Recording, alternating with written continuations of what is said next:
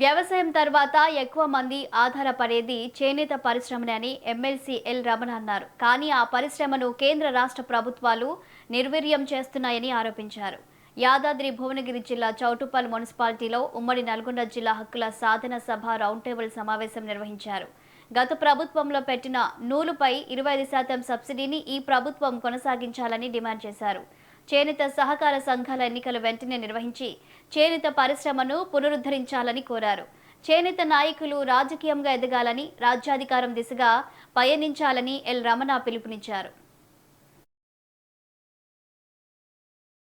కేంద్రంలో ఇస్తున్నటువంటి తెలంగాణ రాష్ట్ర చేనేత హక్కుల సాధన సమితి రౌండ్ టేబుల్ సమావేశం అధ్యక్షులు గౌరవ నిర్మల వెంకన్న గారు, ఈ కార్యక్రమ ముఖ్య అతిథులు బీసీ లెక్చర్ ఫోరం వ్యవస్థాపకులు ఐఏఎస్ అధికారి చిరంజీవులు గారు, మాజీ శాసనసభ్యులు బీజేపీ నాయకులు గౌరవ ఉన్నారు శ్రీరాములు గారు, మాజీ ఎమ్మెల్సీ కమ్యూనిస్ట్ నాయకులు గౌరవ చెప్ప సీతారాములు గారు, సహచర మిత్రులందరికీ నమస్కారం తెలియజేస్తూ, రాష్ట్రంలో చేనేత పరిశీలించుకుంటున్నటువంటి ప్రధాన సమస్యలను ప్రభుత్వం ముందు పెట్టి తక్షణ చర్యలు చేపట్టే విధంగా ప్రభుత్వాన్ని డిమాండ్ పెట్టినటువంటి దాంట్లో ప్రధానంగా వచ్చినటువంటిది తెలంగాణ రాష్ట్రంలో ప్రత్యక్ష 40,000 మంది ఈ చేనేత రంగంపై ఆధారపడుతున్నారు. వస్త్ర పరిశ్రమలో మరమ్మతుల మీద మొత్తం లెక్క వేస్తే 1,00,000 జనాభా ఆధారపడి చేస్తున్నటువంటి రంగం ఇది. వ్యవసాయం తర్వాత అత్యంత ప్రాధాన్యమైనటువంటిది ఈ వస్త్ర పరిశ్రమ. రాష్ట్ర ప్రభుత్వం, కేంద్ర ప్రభుత్వం అనుకున్న విధంగా సమస్యలు పరిష్కారం చేయడం లేదు. గతంలో ఇచ్చినటువంటి హామీలకు అనుగుణంగా నెరవేర్చడం లేదు. గత ప్రభుత్వాలు పెట్టినటువంటి పథకాలను కొనసాగించకపోవడం వల్ల ఇబ్బందులు పడుతున్నటువంటి మాటకు అనుగుణంగా ఈ రోజు ఇచ్చినటువంటి